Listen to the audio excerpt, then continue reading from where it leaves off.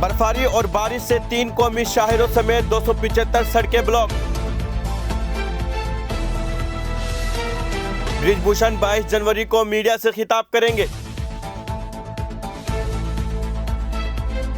फलस्तीनी रियासत के क़याम से ही खित्ते में इस्तिहकाम मुमकिन है, सऊदी वज़ीर ख़ारिजा। भारत और मिस्र के दरमियान फौजी मश्क साइक्लोन।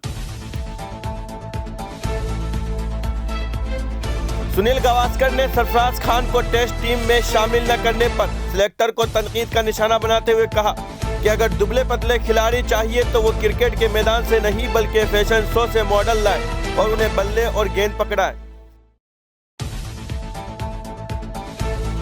दिल्ली ने 42 साल बाद मुंबई को शिकस्त दी।